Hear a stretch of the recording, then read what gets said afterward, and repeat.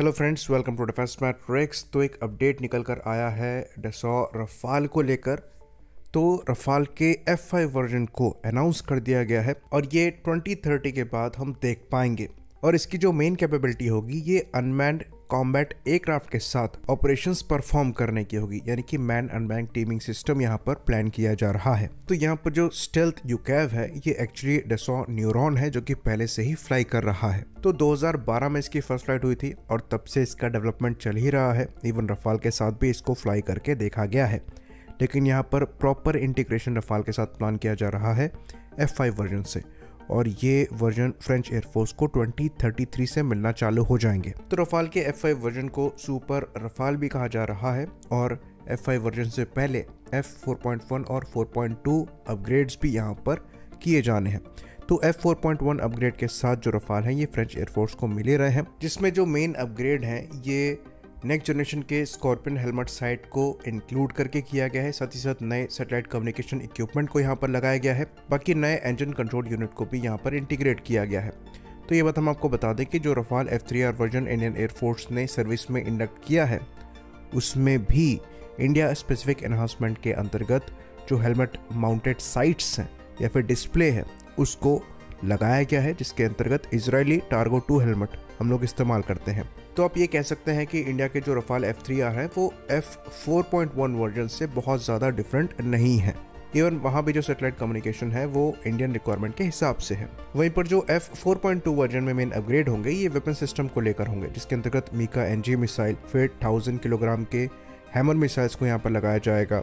फिर AI को use किया जाएगा मेंटेनेंस के लिए, जिसके अंतर्गत प्रोग्नोसिस और डायग्नोस्टिक एड सिस्टम जो है ये इंक्लूड किए जाएंगे। तो मोस्टली ये सॉफ्टवेयर लेवल पर ही चेंज होंगे और बहुत बड़ा हार्डवेयर चेंज नहीं होगा। तो कई लोगों द्वारा ये कहा जा रहा है क्योंकि हमने 2016 में रफाल की डील साइन करी थी और ये एयरक्राफ्ट उस स्टैंडर्ड के हिसाब से थे, तो आने वाले 2-3 सालों में ये एयरक्राफ्ट आउटडेटेड हो जाएंगे। ऐसा बिल्कुल भी नहीं है। डेफिनेटली आजकल अपग्रेड जो हैं वो काफ़ी जल्दी आ रहे हैं, पर ये मोस्टली सॉफ्टवेयर लेवल पर है। रफाल F3R वर्जन जो हमारे द्वारा ऑपरेट किया जाता है उसमें काफ़ी डिसेंट हार्डवेयर लगा है। इवन जो अभी के F4 वर्जन फ्रेंच एयरफोर्स को मिल रहे हैं वो भी सिमिलर हार्डवेयर के साथ ही आते हैं, खाली माइनर चेंजेस हैं। इवन जो रफाल के बाकी कस्टमर्स हैं जिनके पेंडिंग ऑर्डर पड़े हुए हैं वो भी उसी स्टैंडर्ड के रफाल लेंगे जो कि हम ऑपरेट कर रहे हैं। तो ऐसा नहीं है कि आने वाले 2-3 सालों में ये आउटडेटेड हो जाएंगे। इवन अगर ऐसा केस होता तो इंडियन नेवी द्वारा सेम स्पेसिफिकेशन के रफाल प्रिक्योर ना किए जा रहे होते और इंडियन नेवी को तो रफाल कम से कम 3 से 4 साल बाद मिलेंगे।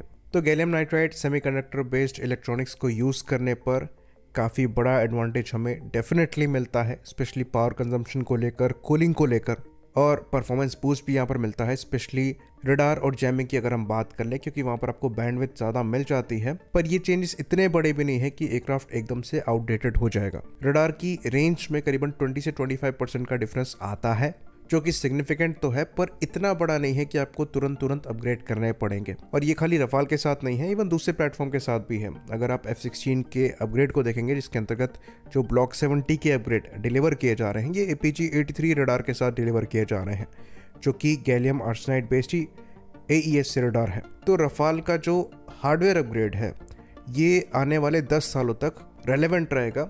सॉफ्टवेयर लेवल पर डेफिनेटली हमें यहाँ पर अपग्रेड्स करने पड़ सकते हैं, जिसके अंतर्गत हम यहाँ पर डिफरेंट वेपन्स को इंटीग्रेट करेंगे, साथ ही साथ डिफरेंट इक्विपमेंट्स को भी इंटीग्रेट कर सकते हैं। बाकी पर्सनली हमें ऐसा लगता है कि फ्यूचर में हमें ओरिजिनल इक्विपमेंट मैन्युफैक्चरर के पास जाने की ज़रूरत भी नहीं पड़ेगी इन रफाल को अपग्रेड करने के लिए।